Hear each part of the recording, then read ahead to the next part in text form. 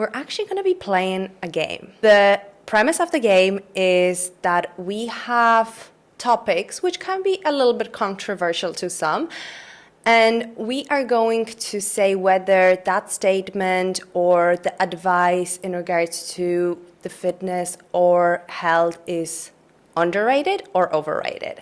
And each one of us is going to have an opinion. So grab some snacks and tune in. Hi friends, welcome back to the Transform with MG podcast. And if you're new here, welcome. I'm your host, Martina Good. Today we have a very fun episode and I have my amazing friend, Sinead Tracy, on the podcast. Welcome, Sinead, to the podcast. Thank you very much. Thank you for having me. I'm very, very excited to be here. How are you feeling about today? I think it'll be interesting to see what topics and themes are coming up and also our opinions on it. I think it's going to be interesting. We'll see how it goes. Yeah, by the way, we don't actually know what the topics are. So this is going to be very impromptu and we haven't prepared our answer in response to each other's topics. So yeah, definitely will be.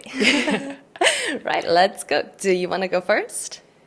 You pick the first one there and we'll go from there. Okay.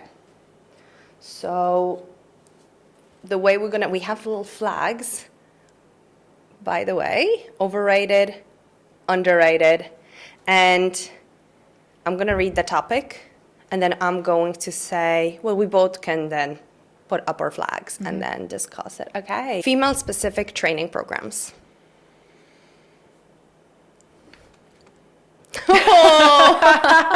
We are starting strong. Right, so I'm saying underrated. You're saying overrated. I'm saying overrated. Yeah. Will I go first? Why I think You can work away.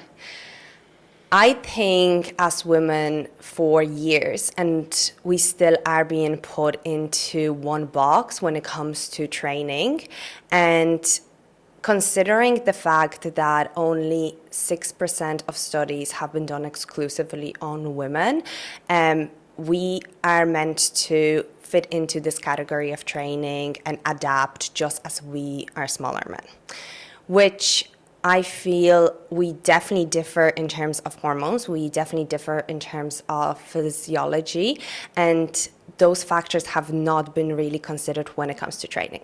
Now, I'm going to say there is a caveat to this. I don't believe in women-specific training programs in terms of exercise selection, and that we as women need to necessarily be doing different types of exercise. But where I do think this statement is underrated is in terms of modalities and like the intensities. And I don't think factors such as hormones, breast support, pelvic floor have been actually considered. Or injury risk. Like, we as women are 6 times more prone to ACL knee injury than men.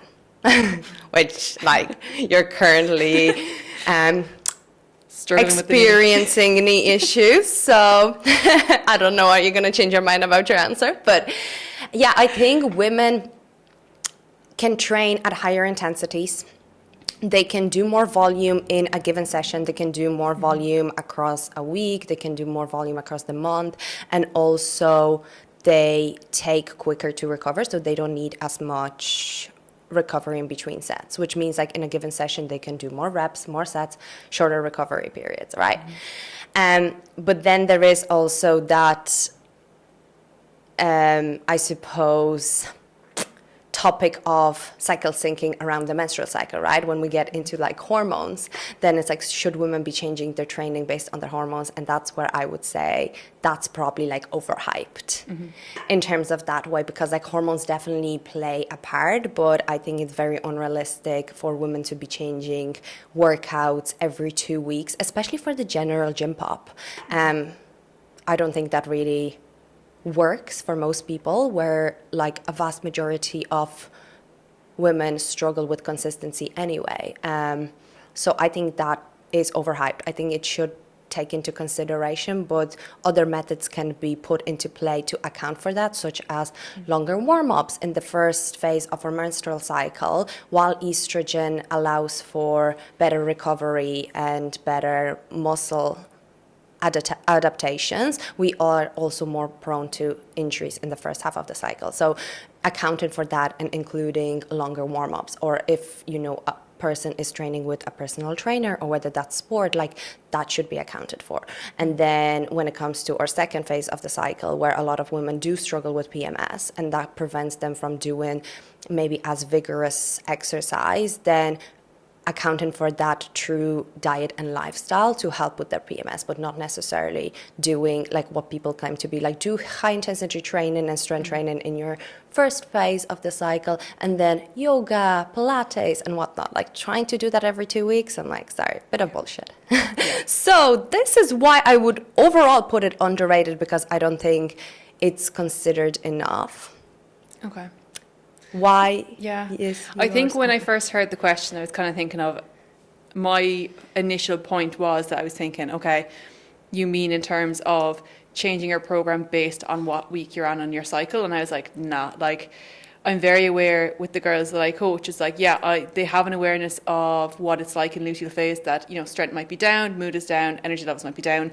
But I find sometimes when people are too tuned into talking about cycle and training, it becomes this thing of like, there's already a subconscious of going, I'm in my luteal phase now, I'm not going to be as strong, I won't try push myself in the gym. And I've often found, typically for me, my luteal phase, I will be weaker. But there's been times when I've actually been weaker in my follicular phase. And if I just put that as like, I'm in luteal, I'm not going to try, it leaves a lot of potential at the door. So I think my initial thought was that you were saying, as in cycle-based training, rather than the females versus males training. Yeah. I do think there's definitely good points there. You've definitely mentioned a lot of good points there. Girl has this, like, girl was thinking about this, which we love. But yeah, I think there is a point there. There definitely is a point. I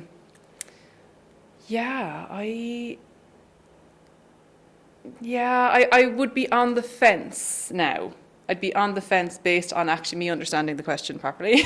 Yeah, for sure. And to be honest, when I thought of this topic in general, and which I know can be like a lot of controversy around it, I was the same between like, where do I stand, whether it's overrated, is there too much like hype around the fact. I think there's too much hype around just specific cycle syncing workout, which I think we both agree that is like overrated. But when we put the whole picture in front of us in terms of like training in general, I think women have been gaslit for so long, being like categorized as smaller men, and just the science-based recommendation, because they're mostly done, the research is mostly done on men, I feel like. And I agree, like majority of research is done on men. There isn't enough research on women, and exactly that, there's so many knee injuries, ACL injuries, all that, especially in like field-based sports for females, and there's not enough research there. But I also feel like there is that middle ground between, if we make such a big difference about men and women's training, is it going to go back to where it used to be, where women shouldn't lift because it's dangerous, because it's this, because it's that? And it's trying to find that middle ground between it, because I think we've come such a distance and journey when it comes to females training, like having clients in their 50s, 60s that want to get stronger, that are in the gym, and it's like their view growing up was that we should not be in the gym, we're going to look like a man, we're going to get big and muscly, and now it's like we've made such a turnaround that it's like it's treading on thin waters, trying to figure out the balance between obviously getting enough research but also not making the general population panic in terms of, oh no, we shouldn't be training like this, so maybe we should just stick to the light stuff, the Pilates and the yoga, because this might be too dangerous. Do you know? So yeah, it's a middle ground. That is a good point as well. Yeah. All right. Well, do you want to move on to your question now? Let me get my little flag. Get ready. I'm nervous. It was actually quite funny, because I did have that down in terms of cycle and workouts. Like that was kind of one of my questions. That's why I kind of jumped in when you said about the training for women. I was like, that was a question I was going to ask. Oh my god. I feel like it is a big topic right now, so it's good that we both thought of it and we both had points to mention about it. Okay, so 75 hard. Oh, overrated. Yes, overrated. Like 100% overrated. Yes. Okay. Do you want to touch on it first or will I? No, go on your question, so you can go first. I think, right, there is some good points in terms of people are looking to improve their overall health, their overall habits. However, it becomes an absolute extreme. And for a lot of people, they aren't training every day as it is. And now they're training twice a day. They have to hit this amount of water. They have to do this amount of steps, this amount of sleep. And it's like they go from 0 to 100 so quick. How is it sustainable? How is it actually manageable for the body to continue all this? And I don't know what, I'd love to know, I should have researched this beforehand, but I didn't. The percentage success rate of actually getting to the end of it, because I don't know that many people who've actually gotten to the end of 75 hard. I think whoever does get through it, fair play. Yeah. However, for anyone who's just starting their journey, to go from no training, barely any steps, not looking at like balanced nutrition, and all of a sudden they're trying to like whack everything, like throw the kitchen sink at it straight away. It's like, girl, you're going to crash and burn within 2 weeks. Yeah, and so. Also, even if they do get to the end of it, how many people do actually maintain the results that 75 hard promises that you're going to get, like, you know? So yeah, because you'll have to keep it up, because it has to be, in order to actually maintain it, it has to be sustainable. Is it sustainable to work out, what is it, 2 45-minute sessions a day? 2 45-minute sessions every single day. And another thing with 75-day hard is it promotes the feelings of failure, because when you miss a day, you have to go back to the beginning. So it's not like you miss a day and then you just continue on. Like, that's kind of the premise of building habits. Like, you're going to fuck up at times, but with 75-day hard, it's like, no, you could go through half of the challenge and then you have to go and restart again. Yeah. So it's not only putting your body through so much stress for 75 days, it could go on for days on days if you keep a year and a half. if you keep missing a day for whatever reason. Yeah, no, I definitely agree with everything you said there in terms of how sustainable that is and how much stress it puts on the body. That's one thing that I think it's not highlighted enough. The amount of intensity that you're putting your body through, it's like, do you actually have the tools to be able to recover from them? And another problem that I see, now, I might be wrong, but I don't think 75-day hard challenge was created as a weight loss challenge. I think it was for like personal development more so, and to build like, I don't know, discipline, motivation. I could be wrong, could have been weight loss, but the way that it's viewed for a majority of people is through the lenses of weight loss, which again, for the general gym population of people that simply want to feel good in themselves, simply want to improve their habits, it's very unrealistic, because who actually has the time in the day to get 2 45-minute workouts in, as it is to take pictures of themselves every single day, which I think that's another thing that can promote body dysmorphia or dissatisfaction with your body. Be like, you know, if you're already at that point where you're not confident in yourself, you don't particularly like looking at yourself or what you see in the mirror, going out and taking a photo of yourself every single day, I think you're becoming really hyper-focused on aesthetics without taking the overall picture of, like, you know, improving yourself mentally, emotionally, physically. I think the only benefit of it, or I suppose like pros, is reading 10 pages of a book every day. Like, that is one of the rules. And I was like, you know what, yeah, like that's fairly decent. I think that will improve a person's you know, mental well-being and whatnot. Could improve sleep as well, I suppose, if they're substituting going on their phone for reading a book. But no, overrated. Yes, completely overrated. We agree on that. Woohoo! Yay! Okay, next question. Low-calorie food substitutes.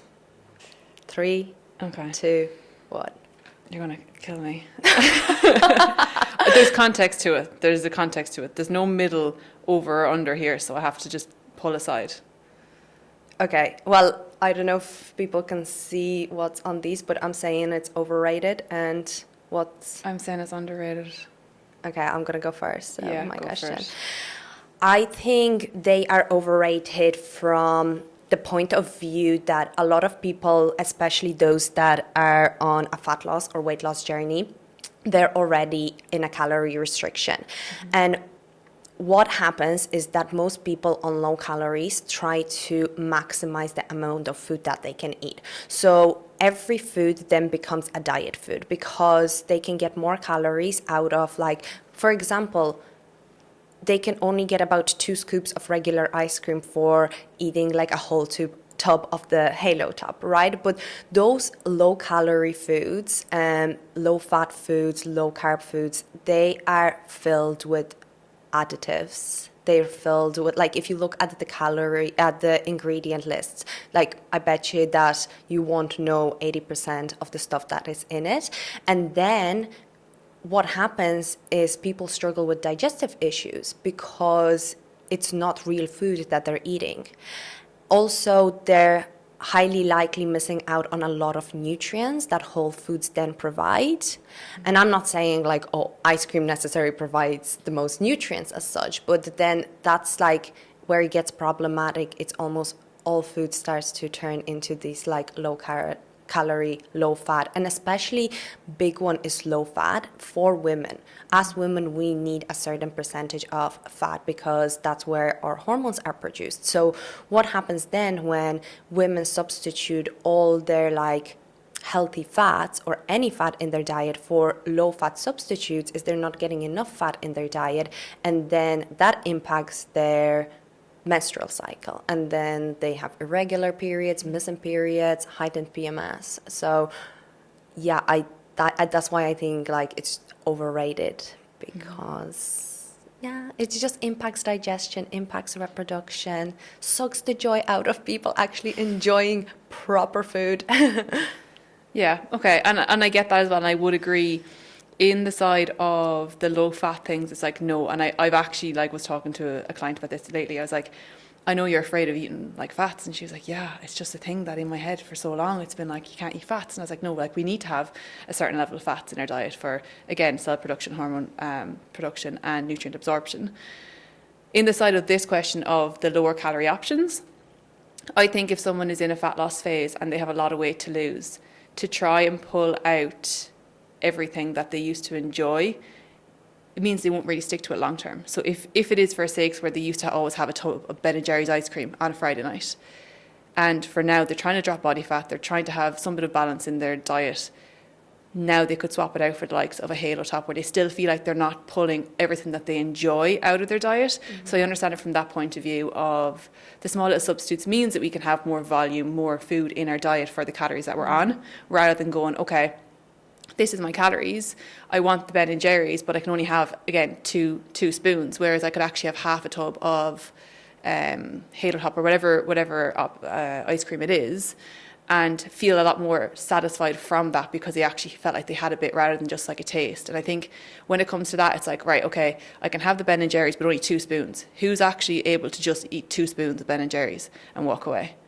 Are they going to end up sticking to their calories, or are they better off to have the Halo Top, have the half or have the full, be satisfied with that, and then be able to continue on in their deficit, stick with the deficit, and actually get the results rather than going, no, I'm going to have 2 spoons. Oh, feck it anyways, I had the whole tub. I'll start again tomorrow. Do you know that? So it is I'm that. I'm kind of going to go against this. And I was like, are they actually going to be more satisfied with eating half a tub of Halo Top than eating that smaller amount of proper ice cream? Because in reality, what they really want is the actual thing. Like, say, even protein bars and regular bars. What they want is a Kinder Bueno, but they tell themselves they're going to be more satiated eating a protein bar because it has higher amount of protein. They eat that and they're still thinking about the initial thing that they wanted. So this is where I'm like, are they actually going to be satiated because they're having a higher volume of something?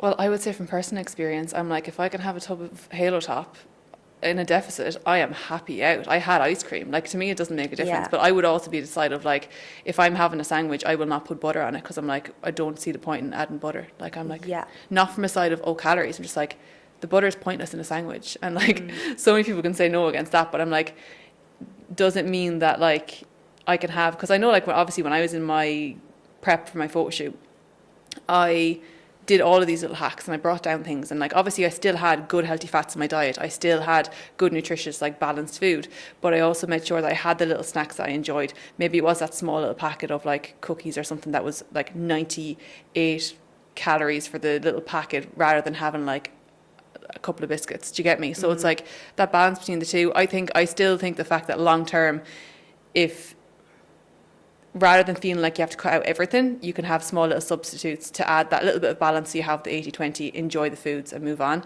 There's obviously a little bit of a conflict of what?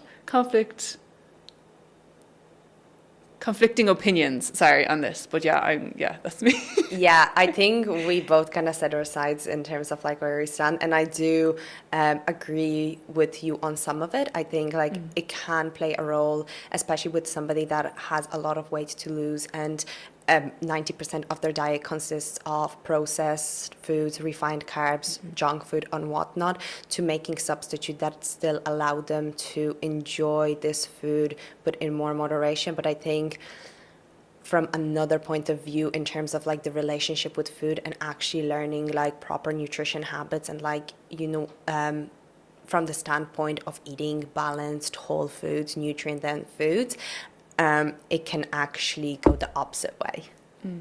Okay. But let's move on to the next topic. Is it my go? Yes. Flag. Because I put this up on Instagram and I got a few different things that people said were trends and stuff. And one of them that came up is intermittent fasting. Oh, that's like a definite overrated one for me anyway. Yes, I would agree with that, yeah. Okay, you go first. I think a lot of people, and I've had this so many times, people are like, oh, I need to drop body fat, I need to lose weight. Oh, intermittent fasting worked for Mary, so I'm going to do intermittent fasting. And it's like, no, the only way that intermittent fasting works is that you eat less. You're eating in a shorter time frame, which basically means that you don't have as much time to eat the food, so you more than likely will not actually end up going over your calories. Obviously, you have to look at the side as well of like, if you are starting your eating at like 12 in the day, what has been happening since you've been up since 6? You have all like basically 6 hours there where you've had no fuel, you have no like way of keeping your energy up throughout the day. And then oftentimes it's the evening time when you're like, oh, I haven't eaten all day because I've been busy in work, and now you're like shoving food down your mouth just to get your food and your calories in. And it's like, it's not realistic, it's not practical. And then it's like coming from a side of, is that sustainable long term? Like, you're going out for a meal, you're going out for brunch with the girls, but your fasting stops at 12 and you're going at 11. It's like, are you going to sit there at that restaurant and go, I can't eat for another hour, I'm on intermittent fasting? It's like, no, that is not sustainable. It's not bloody enjoyable. So I would say completely no. I think people jump on the trend of doing these things because they think that it's worked for this person, so it's going to work for me. And it's like, what is your lifestyle factors like? What is your overall lifestyle like? And, you know, just because it's working for someone else doesn't mean it's working for you. And also, does it work for them long term? Does it work for them years down the line? Are they going to continue this way of eating? Absolutely not. So it is that case of like not jumping on trends because it looks nice and shiny in the corner, do you know? And I definitely think you'll have good answers for this as well. I'm very excited to hear what you have to say about this. Oh, I get like heated up when I hear people doing intermittent fasting. And you know what? No judgment, because I've done it and I've tried it. And I was one of these people in the early days of my fitness journey where I jumped on this trend because we want results like a next day delivery. And we believe that whatever is trending, whatever is like a hot topic that got somebody from A to B real quick, that it's a magic pill to get us to a place where we desire, right? So with intermittent fasting, why a lot of people jump on it is because it claims that you are able to lose weight quicker because you're restricting your eating window. But the reality with intermittent fasting is that, first of all, most people don't even know how to do it correctly because they just skip out on meals and don't then account for the amount of calories that they need. Another thing is that there is research done on intermittent fasting. So people then who are science-based, I suppose, or who look for answers in the research will be like, well, it is proven to help with weight loss. It improves cognitive function. It reduces inflammation. majority of those studies were done on men who don't have hormonal cycle fluctuations. And where I find intermittent fasting to be so problematic for women is that it increases cortisol levels, so our main stress hormones. Because if we think about it, usually intermittent fasting, there's different ones, but the most common one is 16-8, where you fast, so you don't eat anything for 16 hours, and then you eat within 8-hour window. So usually, I know when I done it, I would just skip breakfast and wouldn't eat until lunch, and then cut my eating window at like 7 or 8. So what happens is that you're fasting for so long. You're fasting throughout the whole night. You're 7 to 8 hours. And as we wake up, our cortisol is already elevated, which isn't a bad thing. It like gets us out of bed. It allows us to get shit done. But then if we continue that fast for another, 5-6 hours, you are increasing your cortisol even further. And then most people would then just go and drink caffeine. Most people will go and train in the morning. Both of those stuff increase cortisol as well. And then you have signs of high cortisol. When it becomes chronic and you don't manage it, fatigue, mood swings, hair loss, just mad cravings, then inability to lose weight, and you're wondering like, what is wrong with me, so I think it just doesn't work from that point. And then also cortisol, if it's chronic cortisol, then it's going to impact your menstrual cycle as well. So then you're going to have, again, just awful PMS, either missing or irregular periods. So there's so much negative consequences. Like, it actually can be really detrimental for women.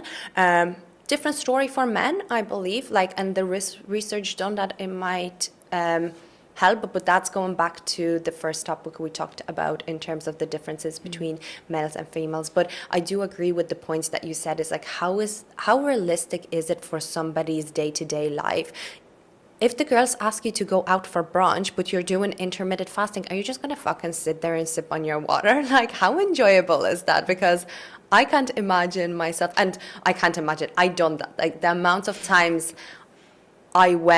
we had work trips, right? And I was doing intermittent fasting, and I stayed in my hotel room while everyone else went for breakfast because I was on this diet. Like, it just sucks enjoyment out of your life, and it's not necessary, because even if you're doing intermittent fasting from the point of trying to lose weight, it's the overall calories that matter, not necessarily at what time of the day that you're eating.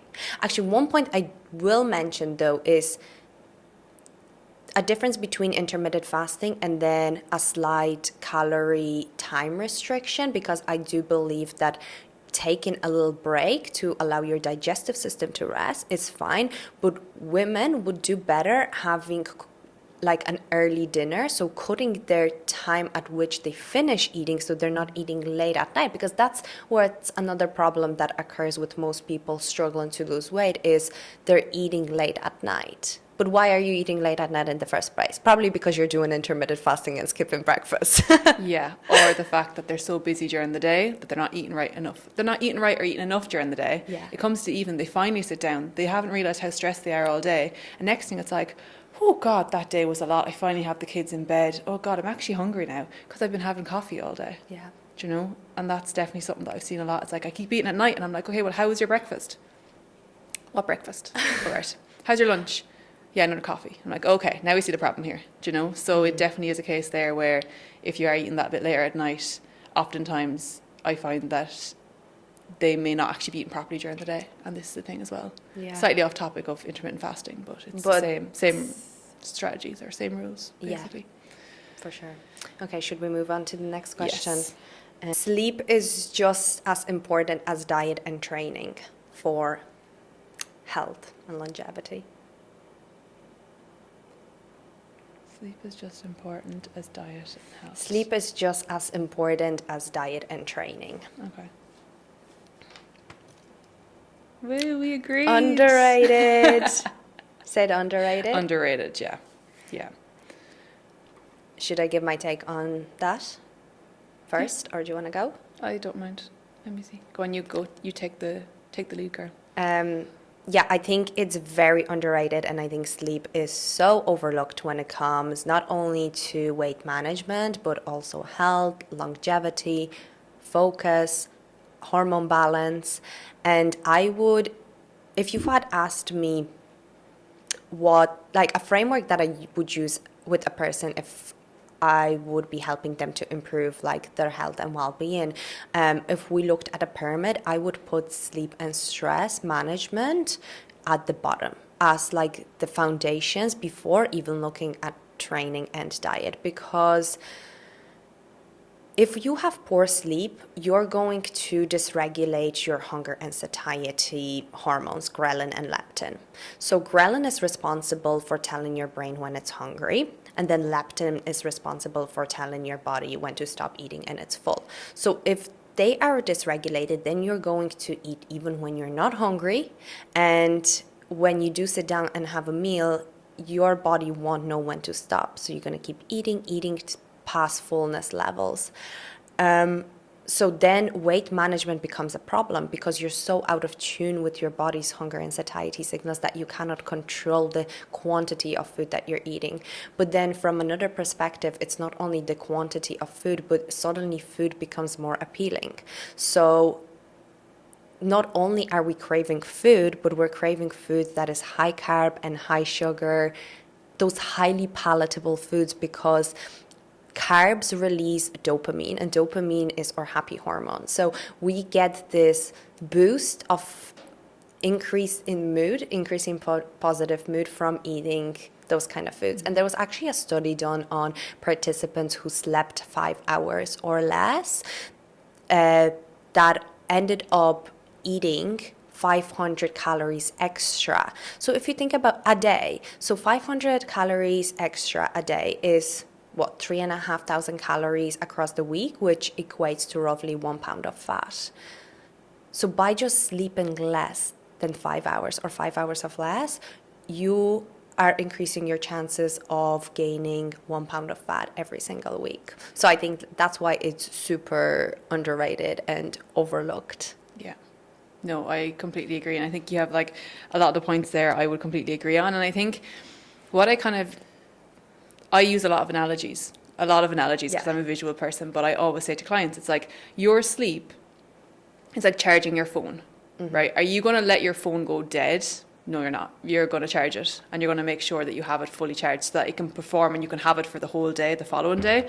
If you are not getting enough sleep, you're basically coming out and trying to start your day on 20% battery. Like, you're not going to get very far. Your performance is going to be down. Your hunger like that is going to be through the roof. Like, you're not going to be able to stick to any sort of diet, or you're not going to stick to, having balance within your foods. Because, like, think of it, like, after a night out when we have less sleep, it's typically not the alcohol that's the problem that wants us to have to take away. It's the lack of sleep. It's the ghrelin hormone. It's just like, give me salt, give me carbs, give me that pizza. And like, it is just showing the difference in that as well. It's like, even if you do go out on a night out and you don't drink alcohol and you have less sleep, you feel it the next day. You nearly feel hungover in itself, like, and it is. I do. That's what I've noticed, because like, obviously I stopped drinking, but like I still go out, and I'm like, might as well just fucking drink at this point, because like I feel more hungover than I wouldn't have. Like, So, just feels so groggy. And this is the thing as well, is like, if your sleep is completely backwards, you have to think of like your circadian rhythm as well. Like, we are like we were as cavemen. Our bodies naturally want to wake up with the sun and go to bed when the sun sets. So if you're going to bed a little bit later, and let's say you're sleeping at 2 a.m. and you're waking up at like 10 a.m., your body's going to be completely out of sync. And the more you do that, the more havoc that it causes as well. And I suppose with it as well, you'll often find that we are very used to getting up at the same time every morning. Our body clock is quite good at that side. And like, we often will wake up at the same time. You might find after a night out, if you do go to bed a little bit later, you still wake up at 6 or 7 a.m. because that is what your body clock is like. But if you can see that and the difference that has on your energy for the week, it's really important that we do look at our sleep, not just weekly, but like every night, and trying to set that bedtime. And like, at the end of the day, it's like bringing us back to kids. As kids, we had a bedtime, things were structured. And I think as adults, when we don't have that like person telling us what to do, we're like, we'll stay up till 1 a.m. watching TikTok. It's like, how is that helping? Is that helping you in your following day? Or is like, does it have any benefit? Absolutely not. So it is definitely a case with the sleep.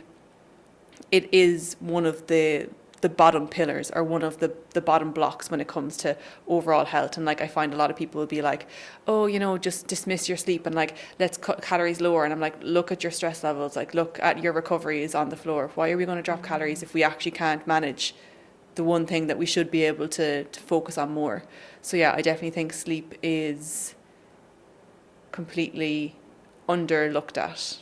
Okay, I remember which one was that. Underrated. Underrated, yeah. Sorry, mine just went blank there. Yeah, sleep is definitely completely underrated when it comes to overall health, and not just even if you're in a deficit or looking to drop body fat. It's overall health as a whole and your performance throughout the week. Yeah, because it's not only impacting, like I touched a lot on about how the effects of like hunger and satiety, but also like you mentioned, just as charging your phone and having batteries increases your motivation to go to the gym. That means that you're going to perform better in the gym. So you're going to build and maintain muscle, which is so important for both health and longevity, not just like looking a certain way. You're going to have better focus, better memory, cognitive function. So like it has so much. And I think even when working with clients, before I change anything with their diet or training, first of all, if their sleep is poor, that's the number one thing that we're going working on first before looking at anything else. And also, you're better able to deal with people when you have a good night's sleep. Nothing worse than having like a really poor sleep, and next thing someone's wrecking your head the following day, and you're like, I actually can't deal with this. Like, you can't deal with anything. So it's like, get your sleep in, please. Yes, so important. Yes. Right, let's move on to the next question. Is it my go? Yes, your go. Okay. This one I have slightly mixed reviews. Ooh, mixed opinions, kind of. Okay, we love a bit of controversy. Okay. Yeah, it's really hard when you're thinking like, is it underrated or is it overrated? You can't be middle. You have to pick one. Yeah, which I actually am struggling to pick one on this, because again, I think with a lot of things there's some positives, there's some negatives, but it's trying to figure out which one outweighs the other. Yeah, because I think in general in the health and fitness area industry, there's a lot of middle ground and the gray area. There's like rarely anything that's black and white, because we as humans are bio-individual. So, but I know we the purpose of this game is to pick a side. I know, and I should have thought about this more beforehand, but right, let's discuss. So the topic is hot cold therapy. Oh, I know. I still haven't fully decided yet. hot cold therapy, but then I feel like those two are two distinct topics in a way. Like what we're talking about, like the benefits of like using saunas and the benefits of using deliberate cold exposure. I think you could go with two different opinions on that. So Yeah, are we just putting them into one, like using? Okay, no, we'll make it easier. We'll just go with cold therapy. Okay. Okay. Over or underrated? Do you know, this is why it's difficult, girl. Will we chat about what we think first, and then we can come to the conclusion of what we actually think? Because I'm so middle ground with this, because I think it's Well, I just explain what I mean first. Yeah. Do you want to do the... Let's do it, and then we can, because we just need to pick. Okay. So let's just pick, and then we can discuss why. Okay, 3, 2, 1. Overrated. Okay. Overrated. Okay. I'll let you go first. I feel like the cold water therapy,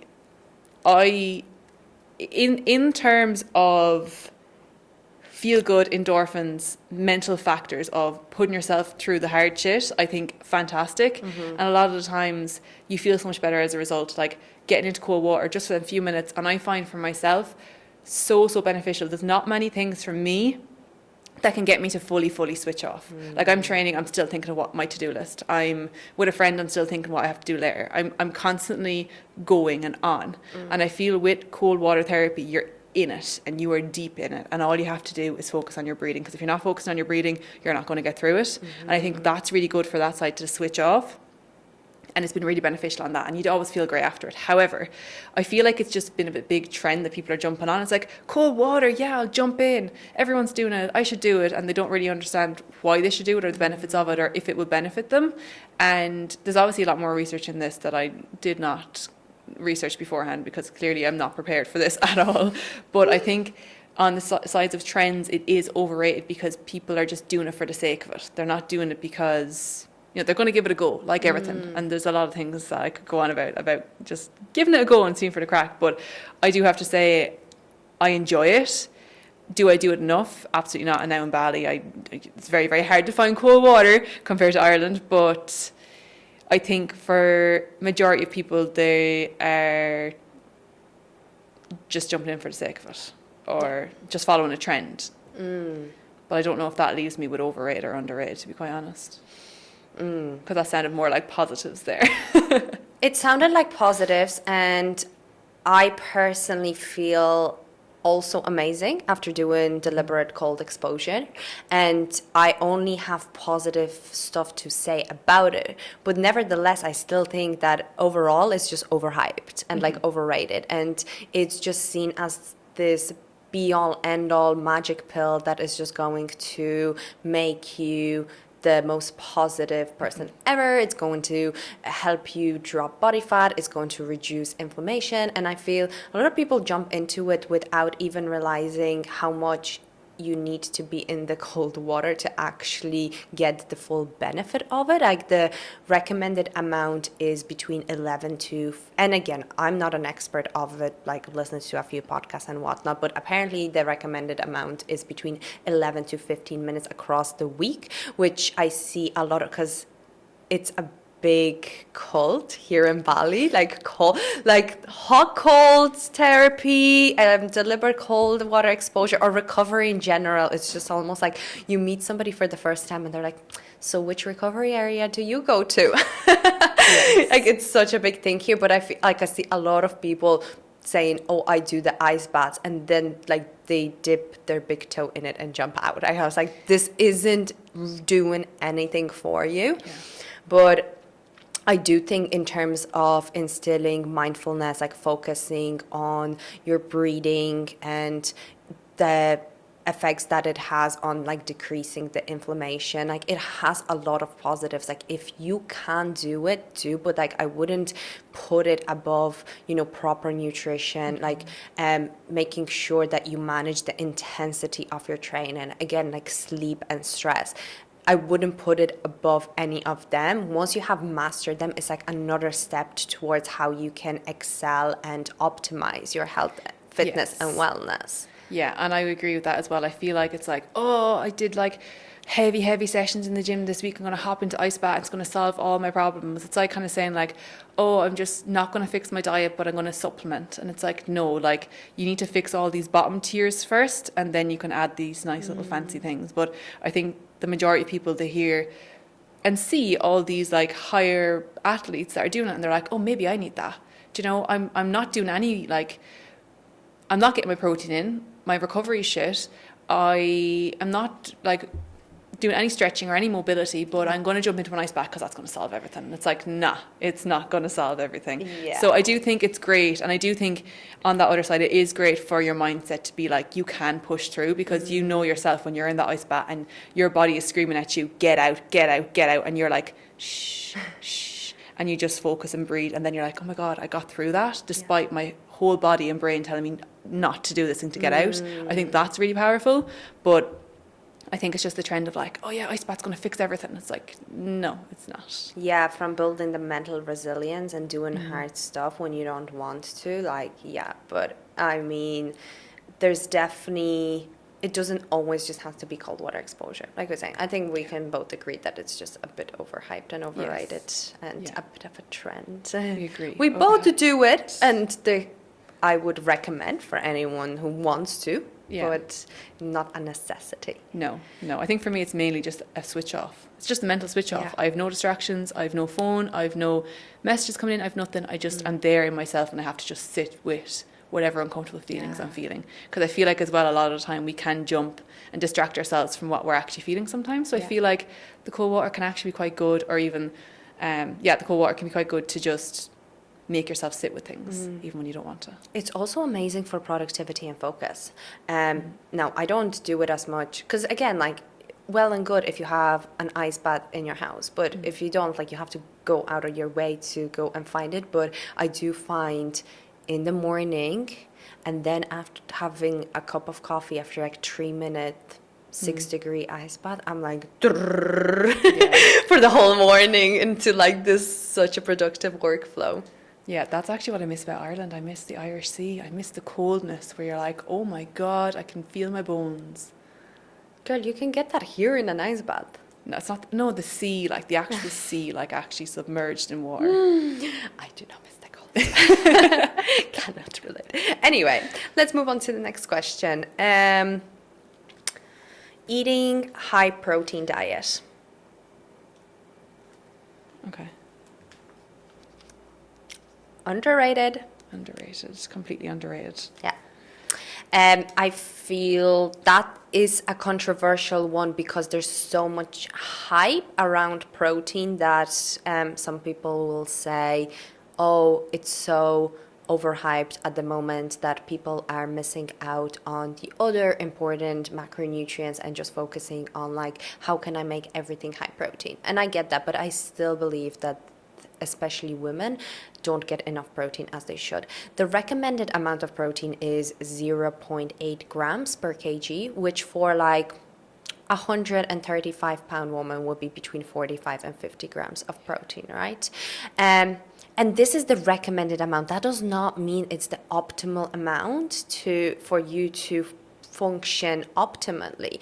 It's to literally survive, because we have essential amino acids, which are the building blocks of protein. So we need them. By essential, I mean that our bodies kind of produce them ourselves, and we have to get them through food. So if you are just looking to survive but not thrive, like, okay, well and good, but especially for active women, they need a lot more than that, and like closer to 2 grams per kg, which, for a 70 kg woman, that's 140 grams of protein. So comparing 140 grams of protein to like where most women eat at 45, 50, they'd be like, gosh, that's a lot of protein. And I think it is difficult to hit the protein targets that you need to actually thrive and to support both building muscle, maintaining muscle, all your like cell functions, healthy nail, hair, skin.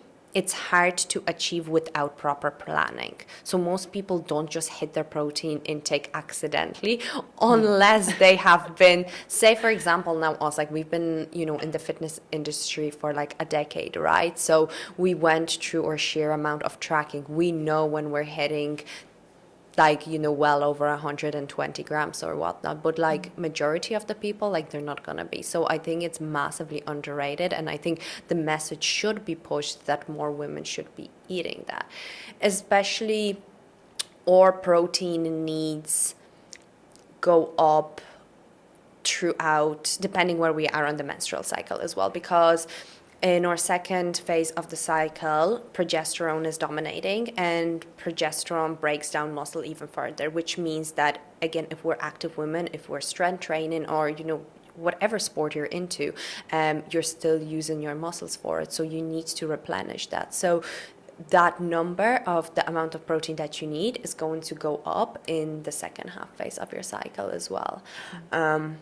Another thing that I think I changed my mind on recently is, the time when you should be getting your protein after training. There was this big thing of the anabolic window of like 30 minutes and you need to like down a protein shake after your training. And I'm like, that was debunked.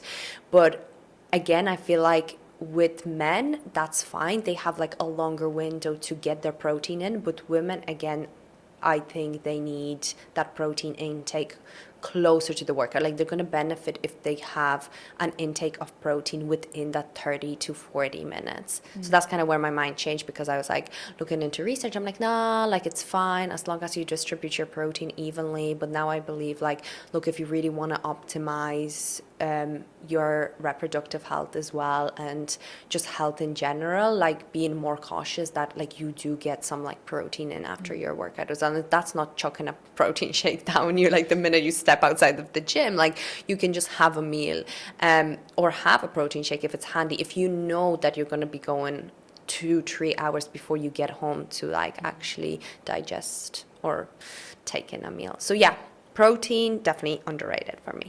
Yeah, I'd agree. I definitely think the protein is underrated. And I think a lot of, and like you said as well, like you will not reach your protein target accidentally at the start. You will not, like not a chance of it. And like it is a case of like you have to plan your meals. You have to like look at your meals, make sure you're getting, you know, a carb source, a fat source, a protein source, and your micronutrients. And I always say to clients is start with your protein source, because we all know what carb we want. We all know we want the rice, the pasta, the noodles, whatever it is. Like we're like, yeah, we know that. Like without a doubt, know it.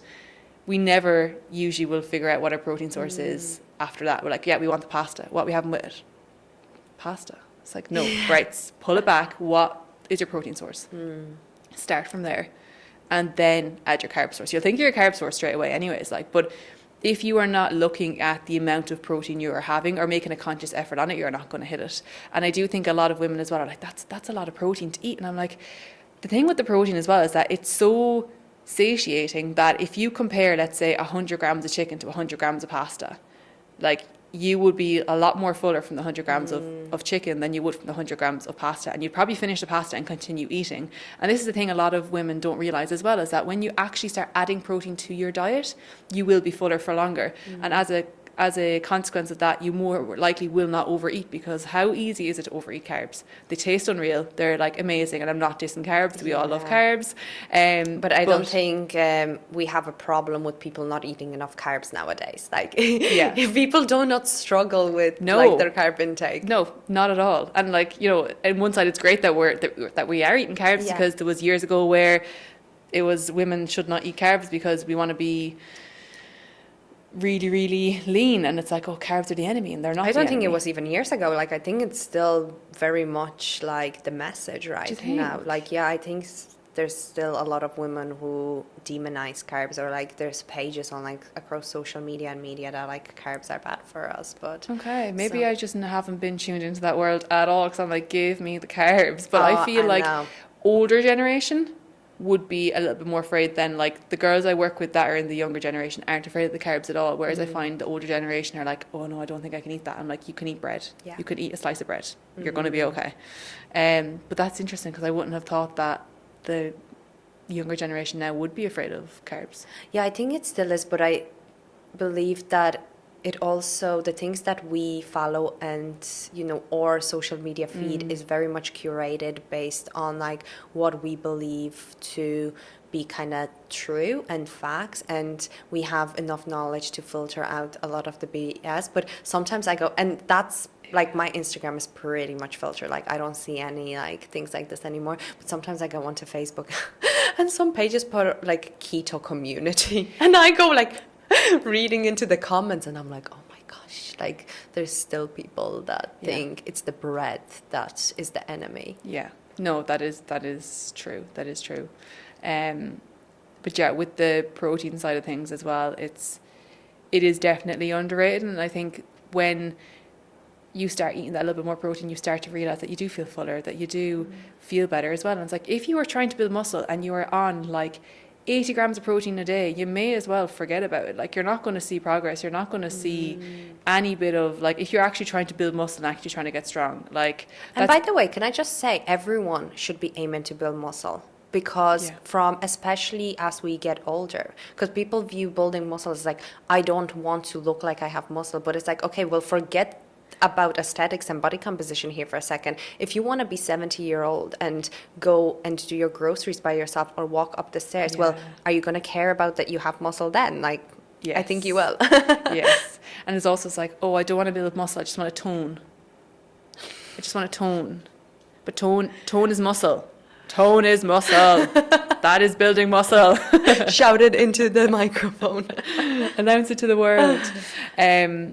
But yeah, so definitely, protein would be underrated. And it is, I suppose, like that as well. Like, there is, and I will say, it's the marketing of some of these foods that say high protein. I swear, you're looking at it and going, how is that high protein? It has 7 grams of protein. It is not high protein.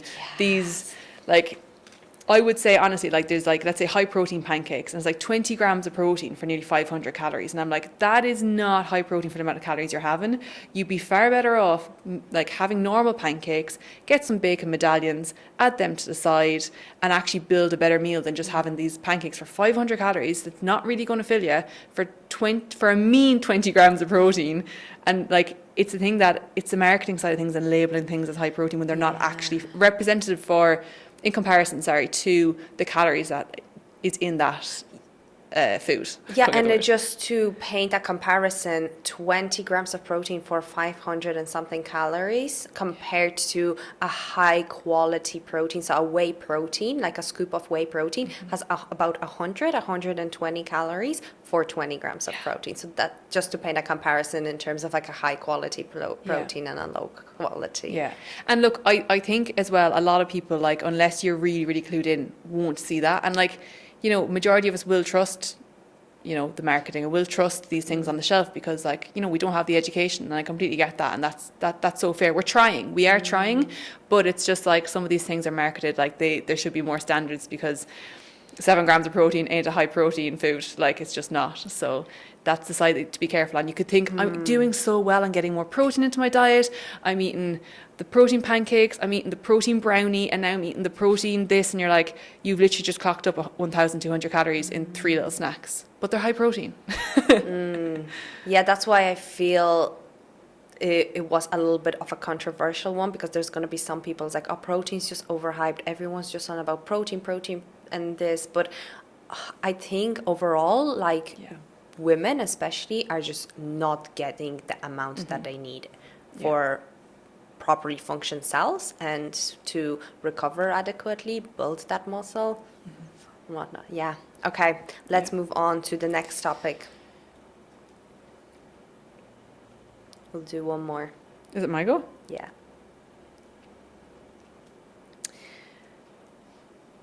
Okay. Oh, I have 3. I'm not too sure. Okay.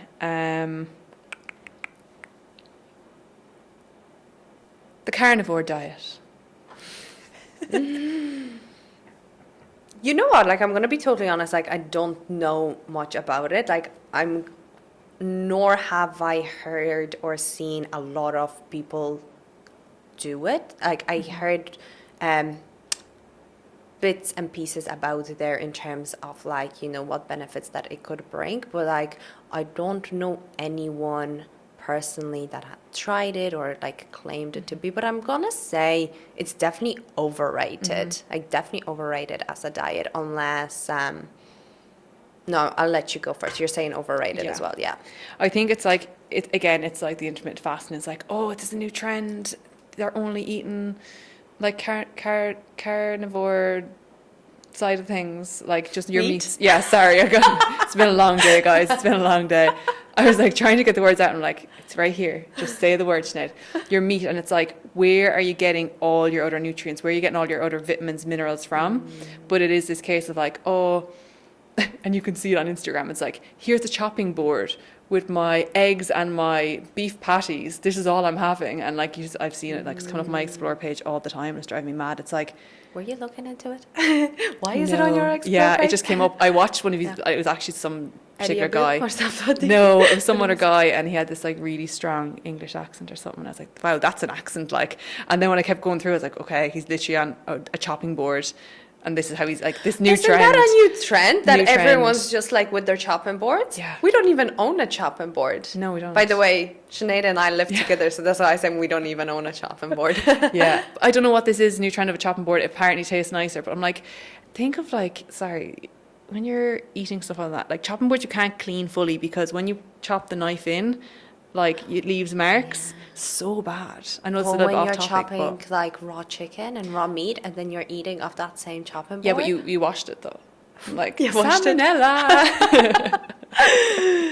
Yeah, but anyway, sorry, back to the carnivore diet. I just think it's another trend, it's another hype. People are jumping on it because it's like, oh, this person lost X amount of weight on it. It's like, okay, well, long term, what is the effects going to be of that? If you're only getting like your meat and your eggs in them, like, where are you getting your vitamins, your minerals? Where are you getting, you know, more fibre in from your veggies and your fruits and stuff? And where are you getting your energy and your carbs? It's like, what's happening here? Do you know? And I think this is the thing with any of these trends. It's like people aren't researching them enough before they start them. They're just being like, look at that before and after picture. He was on a carnivore diet. I'm going to do that. And it's like, right, you're going to go out to a restaurant. What are you going to get? Steak. Just steak. Just steak on its own.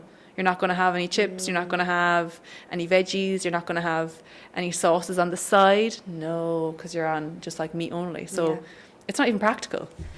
I know. I do really agree with the points that you've mentioned. I think it's overrated as well. And there's very extreme cases why people might need to go on it. I think Jordan Peterson's daughter, I think all she eats is meat. I think, but she has like a severe condition, whichever it is. So like, in terms, if we're looking for like a general person who's just like a healthy individual who wants to either improve their health or their body composition, going on a carnivore diet is unnecessary. You are missing out on all the fiber that fruit, veggies, whole grains are going to provide. And fiber is so important for proper digestion, proper bowel movements. It's also important for satiety reasons. And fruit, vegetables give you vitamin, minerals, trace elements, which then again are super important for proper functioning of our hormones, which are responsible for everything from like metabolism, energy, mood, and whatnot.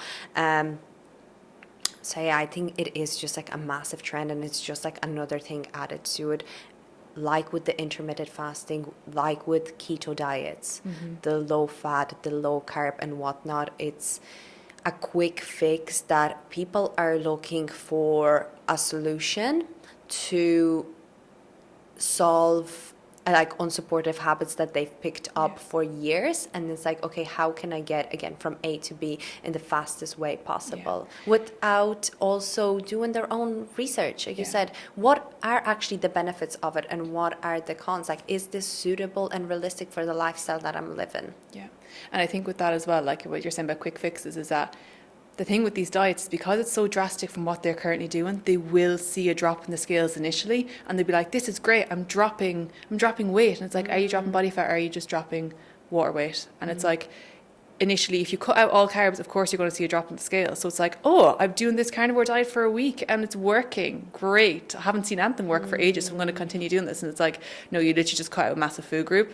And it's just the effect of that. Like, give it a couple of weeks and then you'll still be, if you're not in that deficit, you're still going to be stalling. You're cutting out a third of your diet. And it's, again, that's where a long-term view has to come into play, because initially a diet, whatever diet you decide to go on, might be working, but what is the percentage of you being able to maintain that long term? Because like, do you really just want to get from A to B and then not have the tools or the energy to be able to maintain that result? Like, no, you're gonna have to see like, okay, how can I get from A to B in the most sustainable and realistic way that I be able to continue living like this for the rest of my life? Because that's the whole point of like making a change in yourself, whether that is from like a health perspective, from body composition perspective. So yeah.